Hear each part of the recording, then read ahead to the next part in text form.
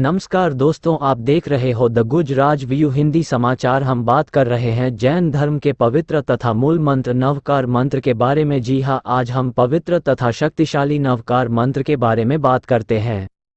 नवकार मंत्र इस प्रकार है: नमो अरिहंतानम, नमो सिद्धाना, नमो आयार्याना, नमो वज्जायानम, नमो लोए सव साहुनम, एसो पंच नमुक्कारो सव पाव पनासनो मंगलानम च सव्वेजी प हवई मंगल। इस महाशक्तिशाली तथा पवित्र मंत्र का शाब्दिक अर्थ जानते हैं। शत्रु का नाश करने वाले को नमस्कार, सिद्ध लोगों को नमस्कार, आचार्यों को नमस्कार, उपाध्यायों को नमस्कार, सभी साधुओं को नमस्कार। इन पांचों की वंदना, मेरे सभी पापों का नाश हो, सभी मंगलों में ये प्रथम मंगल है। यहाँ हमने शाब्दिक अर्थ मात्र जाना है। अब आगे हम इस पवित्र महाशक्तिशाली मंत्र को पूर्ण व्याख्या करते हैं।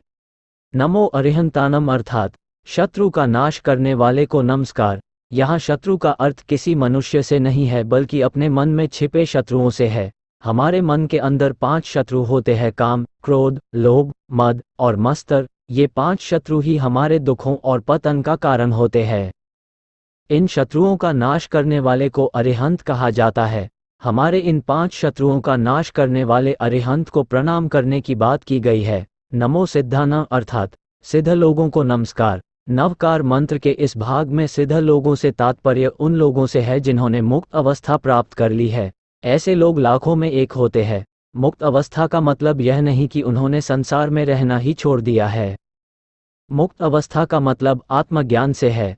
वैसे लोग जिन्होंने अपनी खुद की सच्चाई को जान लिया है, उन्हें सिद्ध पुरुष कहा गया है। ऐसे सिद्ध लोगों को नमस्कार, प्रणाम करने की बात कही जा रही है। नमो आयर्याना अर्थात आचार्यों को नमस्कार। अरिहंत परमात्मा की अनुपस्थिति में उनके शासन को संचालन करने वाले व्यक्ति को आचार्य कहते हैं।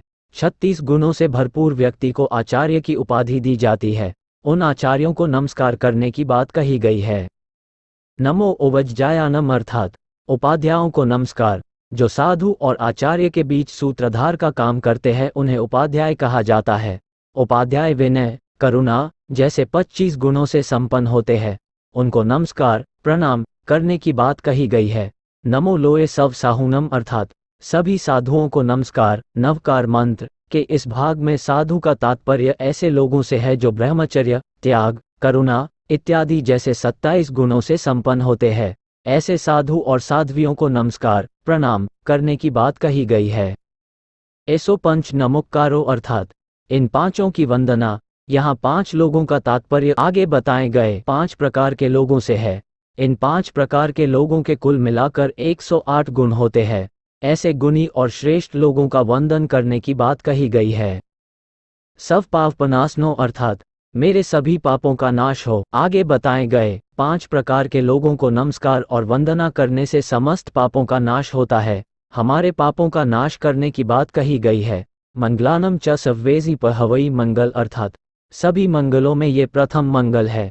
कहने का तात्पर्य यह है कि दुनिया में जितने भी मंगल और पुण्य के काम है, उनमें इन 5 को नमस्कार और इनका वंदन करना सबसे मंगल कार्य है। हमने नवकार मंत्र का अर्थ और पूरी व्याख्या आपको बता दी है। अब हम आपको इस मंत्र के जाप से होने वाले लाभों के बारे में जानकारी देते हैं। यह मंत्र सभी पापों का नाश करता है। जीवन भयमुक्त हो जाता है। व्यापार में उन्नति होती है। मन प्रसन्न रहता है।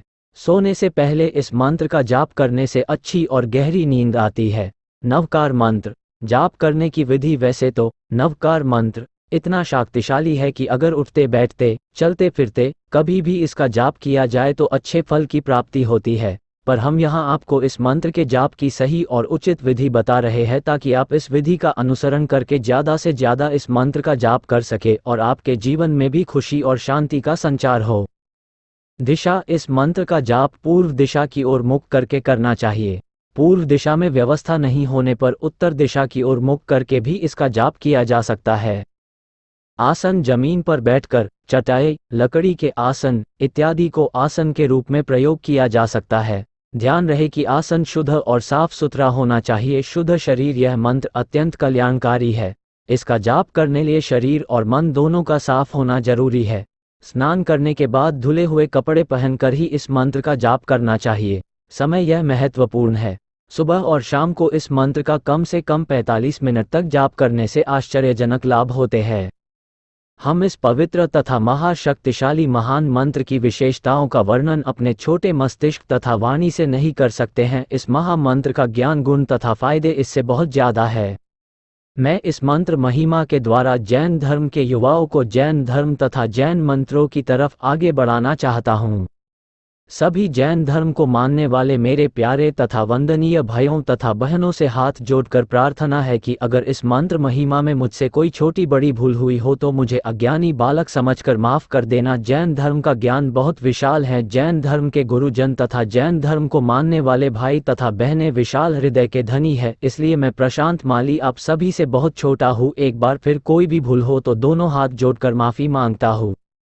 मिच्छामी दुक्कड़म, मिच्छामी दुक्कड़म, मिच्छामी दुक्कड़म। जय जिनेंद्र, जय महावीर स्वामी। 24 तीर्थंकर भगवान की जय हो।